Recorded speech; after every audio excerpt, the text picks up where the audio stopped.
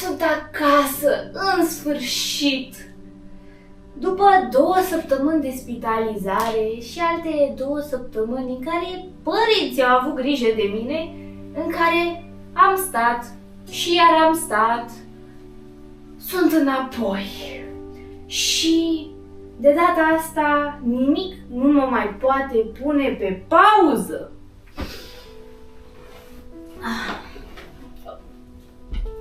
Sau cel puțin așa credeam. De fapt, mai am de stat încă vreo lună. Deci nu doar că accidentul ăsta m-a pus pe pauză, ci m-a băgat în slow motion. Dar hei, dacă tot sunt blocată aici, hai să vă spun cum am ajuns în situația asta. În ziua aia, lucrurile deja mergeau prost încă de la ora 7 dimineața. Dar nu știam că o să ajung să bifez și o fractură în 3 locuri. Ziua a început cu haos. M-am trezit fără curent în toată casa. Câinele părinților a născut 2 pui morți. Bunica era agitată, iar nervii mei erau întinși la cote maxime și încercam să rezolv cât mai multe ca să fie liniște și pace. Și cum nu prea sunt genul care să stea într-un loc, am zis că am nevoie de o gură de aer și am plecat spre o florărie proaspăt deschisă, unde am filmat un clip. Am primit niște zambile drăguțe și am băut o cafea foarte bună. Locația e Flori, Cărți și Cafea by Ezo pe Moșilor. Și am zis că o plimbare după asta e exact ce trebuie ca să mă relaxez. Dar aparent universul avea alt plan. M-am urcat pe motor, dar de oboseală, foame și sete, în loc să mă plimb liniștită, am ajuns să fac rodeo pe liniile de tramvai. O bordură sărită, o mână scăpată în las într-un moment în care mi-a scăzut glicemia și motocicleta a ajuns direct pe linia de tramvai și dintr-o dată eram în mijlocul unui haos pe care nu puteam să-l controlez. Și partea cea mai tare, în tot momentul ăla, în loc să mă gândesc la mine și să-i dau drumul motocicletei, mă gândeam cum să fac să nu zgârii motorul. Că priorități! Dar motocicleta nu avea chef să asculte de mine. Am aflat ulterior că venea și tramvaiul, dar eu nu l-am văzut pentru că mă concentram acolo să țin taurul de coar. M-am trezit pe jos, înconjurată de oameni după ce mi-am scos singură casca. O doamnă mă ținea de cap și îmi zicea că nu trebuia să o scot. Un domn îmi vorbea. Prima reacție: motorul e întreg? Clasic. După: telefonul meu unde e? Stați că nu pot să mă ridic, dar vreau să dau un telefon. Apoi cineva a sunat la salvare, mi-au luat motorul și m-am dus la spital. Dacă e un loc unde nu vrei să fii dus cu salvarea, este la spitalul Pantelimon. Da, și am ajuns la spital cu o fractură de piciorul drept. Drăguț, am ajuns la Pantelimon. Deci, cu siguranță așa o să stau cu minte și o să învăț pentru rezi. Ajung acolo și doctorul de gardă părea că are o criză existențială mai mare decât mine. Se agita, vorbea tare, iar eu eram întinsă pe targă și încercam să-mi dau seama dacă e doar stilul lui sau exista vreun motiv ascuns. Unde găsim? Ei, găsim noi. Ia uite. Nu, spun. Ai mâncare acolo? Meanwhile, îmi administrează niște fentanyl pentru că era la ofertă, dar abia ce-și face efectul că universul îmi mai servește un moment surpriză. Dau nas în nas cu cineva pe care credeam că nu o să-l mai văd vreodată. Da, universul are un simț al umorului foarte dubios. Dar n-am să insist pe asta. În mijlocul stării mele de semi-anestezie mă lovește realizarea. Dacă rămân aici, s-ar putea să fie mai nasol decât accidentul în sine. Deci nu mai pot, m-am plictisit. Au, și mă doare piciorul. Mă doare piciorul. Momentul când simt că lucrurile încep să se miște în direcția bună, când ajung la Floreasca. Schimb radical de atmosferă, doctori care nu țipă, personal care chiar pare că știe ce face. Pentru prima dată în ziua aia, mă relaxez puțin. Țin să menționez că am fost un pachet de glume încă de când am urcat în ambulanță după accident, doar că la Pantelimon am fost puțin sceptică, dar după mi-am revenit. Mă scuzați, dar a trebuit să mă schimb pentru că muream de cald în halatul ăla. În fine, revenind. Dacă tot e să pățesc ceva hardcore, am zis măcar să fie ceva ce n-am mai experimentat. Evident că n-am programat accidentul. Toată lumea se teme de operații. Și eu mă temeam înainte de accident, dar după accident eram sincer curioasă. Până atunci, singura mea intervenție medicală serioasă a fost o cusătură în copilărie când mi-am spart puțin de tot capul și cam atât. Dar o operație reală? Cu bisturiu, cu șuruburi, cu tijă, cu rahianestezie și cu un bloc când ești mai conștient. Sună ca un episod din Anatomia lui Grey, la care, sincer, nu m-am uitat. Doar că eu eram protagonista și nu aveam scenariu pregătit. Ajung în sala de operație și surpriză! Atmosfera nu e deloc ca în filme. Nu tu muzică dramatică, nu tu lumini orbitoare, doar un aer steril și medici și asistente în halat și scrub care se mișcă rapid în jurul meu. Medicul anestezist, o doamnă doctor super drăguță și super calmă, îmi explică ce urmează. Eu comprende! Zâmbesc și aprob că am înțeles. Eram de parcă mă pregăteam pentru un experiment foarte interesant, nu pentru o operație. Ok, o să simt o înțepătură în spate. Rahianestezie. Simt acea înțepătură între vertebre și brusc. Nimic. În câteva minute totuși. Picioarele mele erau acolo, dar parcă nu mai mi-aparțineau. Dacă aș fi fost mai panicată, probabil în acel moment aveam o criză existențială, dar eu eram fascinată. Și apoi urmează blocul nervos în spatele genunchiului, în fosa poplitee. Ca să vorbim și în termen medical, că n-am făcut degeaba o facultate. Aici intervine prima senzație cu adevărat scârboasă. Pe lângă anestezie, îmi simt fiecare deget, cum se contractă involuntar, ca și cum cineva ar trage niște sfori în interiorul piciorului meu și piciorul meu ar fi o marionetă. Nu mă durea, dar era atât de scârboasă senzația încât mă trec fiorii pe șirea spinării și acum. Asta a fost prima dată când am simțit că medicina e și o experiență senzorială. Și nu pot să spun că a fost neplăcută, ba chiar mi s-a părut foarte interesantă. 10 din 10, dar n-aș mai repeta. Și nu din cauza operației, nu din cauza spitalizării, ci din cauza a ceea ce urmează după ce ieși din spital. Revenind la operație și apoi începe show-ul live. Nu vedeam ce făceau medicii după paravan, dincolo de perdea, dar simțeam și auzeam și aud cioc, cioc, cioc, cioc. Efectiv, simțeam și auzeam cum dau cu ciocanul într-o tijă în tibia mea și o montau. Nu doare, dar se simte, nu știu, pentru mine s-a simțit ca și cum piciorul meu era un proiect DIY sau un joc de Lego și cineva mi-a asamblat bucată cu bucată piciorul la loc.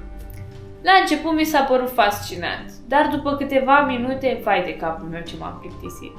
Așa că, la un moment dat le-a zis medicilor, auziți? Eu cred că mă culc, că nu mai pot. Și mi s-a stins emisiunea. M-am trezit aproape de final, când încă se lucra, dar eu eram pe modul deja e gata. N-aveți voi idee ce bine am dormit! După ce operația se încheie, mă aduc în salon. Teoretic, ar fi trebuit să fiu leșinată de oboseală sau măcar puțin obosită. Nu dormisem mult în sala de operație și, practic, era 4-5 dimineața. În realitate, eu eram super fresh și bine dispusă. Părinții mei și Gabriela, tovarășa mea, cu fețe vizibil îngrijorate, vin să mă vadă și eu zâmbesc și încep să povestesc entuziasmată cum a fost operația și că mă fac eu repede bine și că o să mă urc chiar pe motocicletă după ce mă recuperez și totul e bine, totul e roz, flower, power. Reacția lor? Exasperare. Așa s-a încheiat prima mea operație, cu mine plină de energie și toți ceilalți epuizați emoțional. Eu aș zice că și fizic, că săracii oameni nu prea au dormit. Dar partea proastă, nu înțelegeam încă ce înseamnă recuperare. Adică înțelegeam teoretic, pentru că, e română și înțelegi română, dar practic e altă poveste. După prima operație, evident că vine și a doua. Pentru calcaneu. Pentru că și ăla era fracturat. De ce nu? Asta era programată joi, dar am ajuns să o fac mai repede. Luni seara mă pregătesc, marți dimineața, iar în sală. Deja știam rețeta de succes. Rahi, bloc nervos. De data asta, altă echipă la anestezie. Facem și propofol ca să dorm bine. Mamă, și am dormit. Dar nu înainte de a face glume și a-i distra pe medici. M-am trezit cumva exact spre finalul operației. Parcă aveam un ceas biologic. Deci că nu voiam să ratez finalul. Mama stresată ca de obicei după operație. Eu foarte fresh și bine dispusă. Da, clasic. Și apoi, înapoi la salon. Deci, într-un salon cu femei de 45 plus, eu eram atracție turistică, aș zice. O doamnă care ofta, alta care plângea în primele câteva zile, dar eu totuși nu aveam chef să mă adaptez la acea atmosferă sumbră. Așa că m-am împrietenit cu o vecină de pat, cu un vibe bun și am pus muzică, am râs. Dacă tot eram acolo, măcar să facem experiența agreabilă și să facem oamenii să râdă. De ce? Pentru că eu am o teorie care spune că râsul este cel mai bun remediu și mai e vorba aia, pofta vine mâncând. Așa că fericirea vine râzând, totul vine din interiorul tău. Și dacă tot am zis de poftă de mâncare, mâncarea din spital era bună dacă aveai o solniță. Atmosfera depindea de noi, iar după ce s-a externat vecina, care era pe filmul meu, a rămas totul să depindă de mine. Și acum, poate cea mai importantă parte, pentru că, vedeți voi, nu e vorba doar de accident, nu e vorba doar de suferință, nu e vorba de câte oase ți-ai rupt, e vorba de ce faci după. Și aici vreau să vă vorbesc despre un caz despre care am citit, Janine Shepherd. Sper că zic bine numele, dacă nu aia. Ea era o sportivă de performanță, avea viața în față, totul controlat, antrenamente, visuri mari și într-o zi are un accident grav. Cade și își rupe coloana în 6 locuri. Doctorii au spus că nu va mai merge. Și totuși s-a ridicat. Nu doar că a mers, dar a devenit, ghiciți ce, pilot de avioane. Da, pilot. Adică acolo unde toți au spus nu se poate, ea a zis ba da, se poate. Și eu am avut doar 3 fracturi. Și în tot timpul ăsta gândul meu a fost cum fac eu să-mi revin mai repede ca să mă urc pe motocicletă și să-mi termin și facultatea. Pentru că de fapt nu e despre căzătura în sine, e despre ce faci după ce cazi, e despre cum te ridici. Și dacă trebuie să o faci în cârje, faci în cârje. Important e să te ridici. Auci, picioare. Toată familia mea avea grijă de mine. Plângea și se îngrijora. Și asta mă omora psihic. Noroc o mână de oameni care înțelegeau prin ce treceam și nu veneau să mă facă să mă simt mai bolnavă decât eram în realitate. Știți, când am ieșit din spital, nu a fost cum îmi imaginam eu. Cream că o să fiu fericită, bucuroasă că ies, că gata, sunt liberă, că mă duc acasă și în loc de asta a început un alt fel de calvar. Nu mai zic că deja mă obișnuisem cu viața de spital și nu venea să mai plec de acolo. Pentru că una e să fii în spital cu medici, cu asistente, cu oameni care vin și pleacă, cu agitație, ca în traficul din București. Alta e să fii acasă și să-ți dai seama că viața ta nu mai e a ta.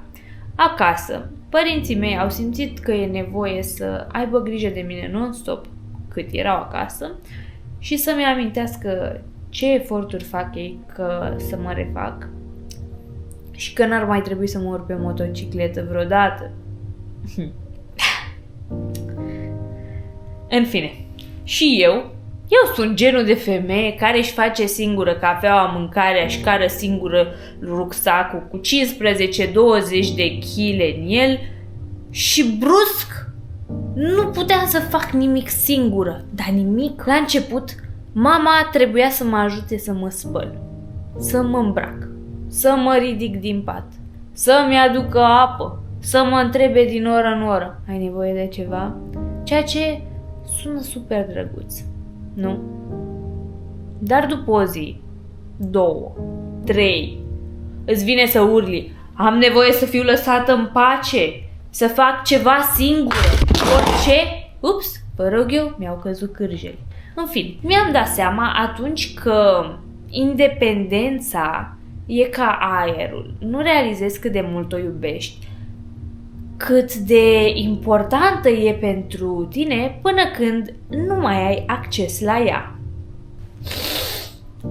Un moment emoționant. Independența mea e foarte importantă pentru mine și îmi vine să plâng. A obosit și gimbalul. Mi-a murit gimbalul! Vă rog eu, gimbalul meu!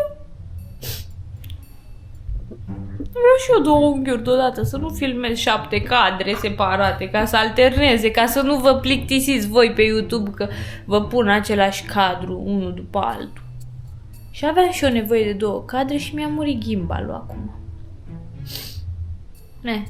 Luăm o pauză și revenim după ce îl încarc. Bye! Realizam asta și înainte, dar una e să știi, alta e să o simți. Și nu că n-aș fi apreciat grija lor, Doamne, îi apreciez pentru tot ce au făcut. Dar mi-am dat seama că, de fapt, ce mă durea cel mai tare nu era piciorul. Ce mă durea era că nu mai eram eu. Eu aia care face tot, eu aia care nu cere ajutorul nici când căra 6 litri de lapte în rucsac pe motor. Și ca să vă spun sincer, m-am simțit inutilă. În primele zile m-am bucurat. Ce bine e să nu fac nimic, doar stau, dorm și mă odihnesc. Dar după 2 zile am început să simt că mă sufoc. Mă uitam pe pereți, la reelsuri, la televizor și nu Netflix sau ceva fan, ci emisiuni din 2001. Am descoperit că încă se difuzează la bloc și nu glumesc. Stăteam acolo pe canapea cu piciorul în sus și mă gândeam, băi, Eu sunt omul ăla care mergea pe motor, care filma, care monta clipuri, care spera că inspiră oameni, care merge la facultate, care face 7000 de chestii într-o zi și se plângea că n-are 3 zile într-una și acum sunt aia care stă. Și statul m-a obosit mai tare decât fractura în sine. Dar cum de fiecare dată când ceva mă distruge, de fapt mă face mai puternică, o să vedeți voi. Și mai e ceva.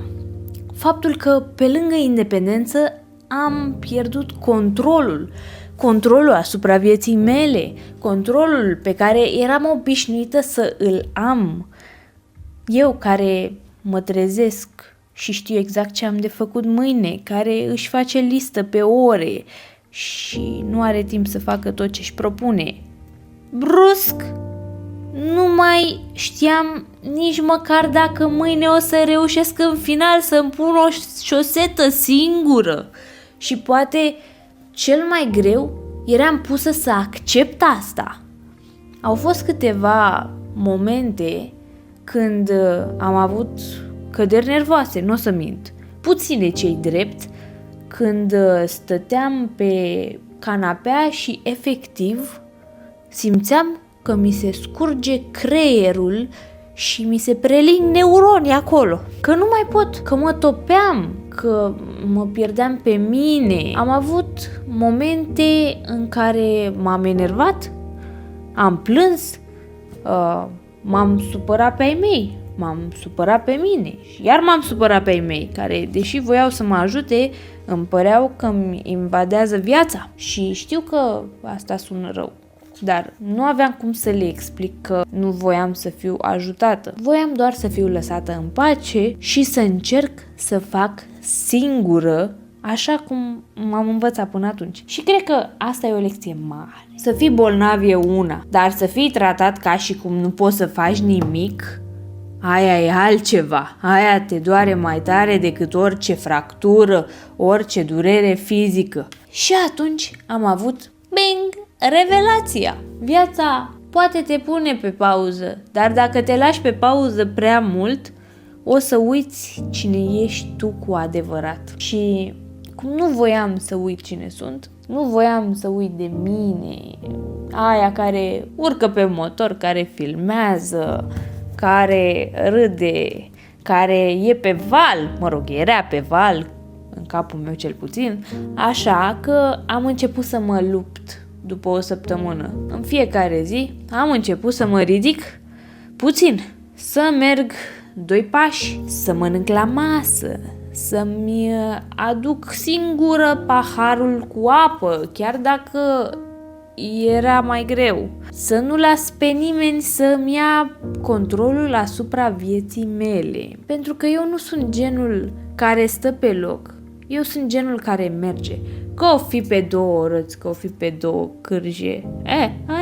Mergem înainte și punct. Și de-aia astăzi, când vă vorbesc, vă spun așa. Dacă simțiți vreodată că ați pierdut controlul, luați-l înapoi, că e al vostru. Chiar dacă e un pas mic, chiar dacă vă doare, chiar dacă vă clătinați pe drum și vă împiedicați, aveți grijă să nu vă rupeți ceva, iar e mai bine să mergi greu, dar pe picioarele tale, decât să stai pe loc și să te pierzi pe tine.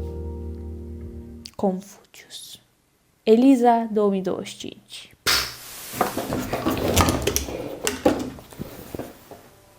Poate că nu pot să alerg, poate că nu pot să merg, dar pot să mă ridic. Și asta o să fac.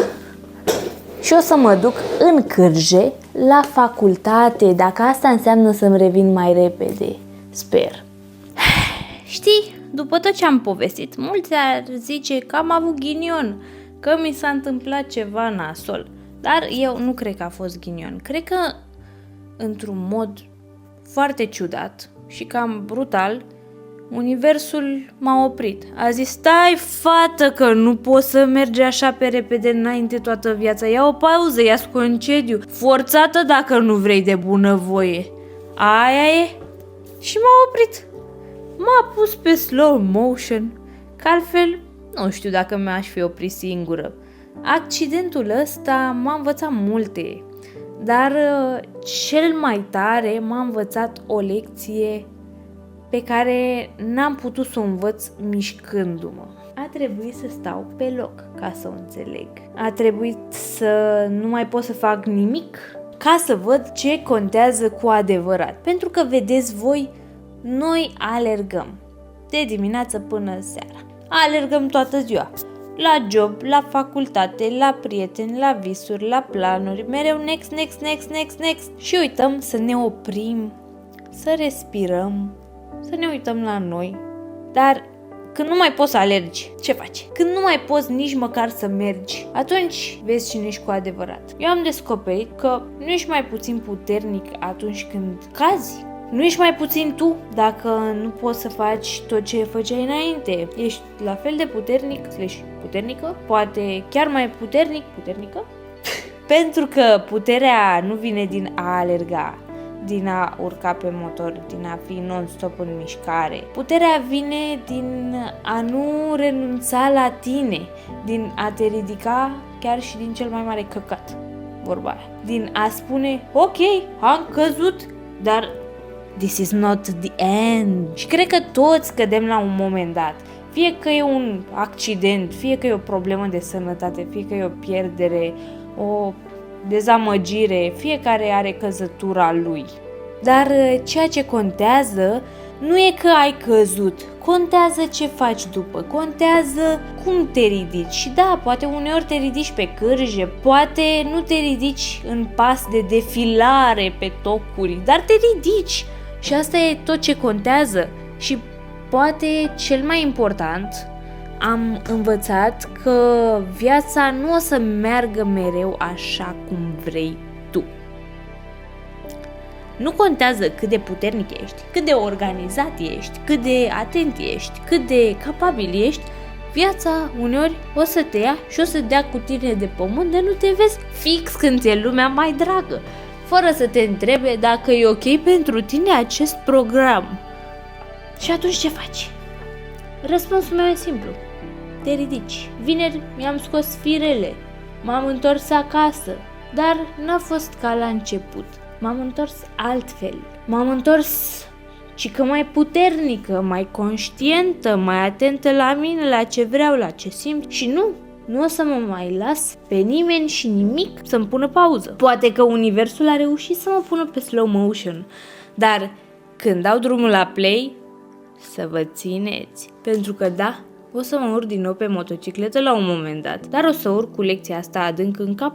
Viața e despre cum cazi și cum te ridici și despre cum mergi mai departe, chiar și dacă trebuie să mergi mai încet o perioadă și de câte ori te urci pe motocicletă trebuie să mănânci. Clasic, că niciuna din căzăturile mele n-a fost din cauza că eram prea mâncată pe motocicletă, toate erau pentru că mi s-a făcut foame la un moment dat. Pentru că la final nu e despre câte oase ai rupt, e despre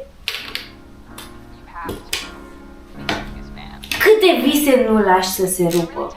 În viață o să cazi, dar important e să nu uiți niciodată că poți să te ridici. Și dacă trebuie să o faci pe cârje, o faci pe cârje. Și dacă mesajul ăsta ți-a dat un pic de curaj, un pic de speranță, un pic de băi, nu sunt singur pe lumea asta, mai e una care și-a rupt piciorul, lasă-mi un comentariu și spune-mi prin ce treci tu. Vreau să îți citesc povestea, vreau să știu cine e acolo, dincolo de partea cealaltă a ecranului. Vreau să știm unul de altul. Dă mai departe clipul ăsta cuiva care poate are nevoie de el, care poate nu mai are curajul să se ridice, pentru că azi e despre mine, dar mâine poate fi despre tine sau despre un om drag ție. Și dacă vrei să vezi drumul meu mai departe, cum trec de la pe cârje la pe motor și înapoi la dinții mei, abonează-te și hai să facem drumul ăsta împreună. Pentru că da, o să revin pe motor după recuperare și cel mai probabil după ce îmi scot tija, dar nu oricum. O să revin cu capul sus și o să-ți arăt că se poate.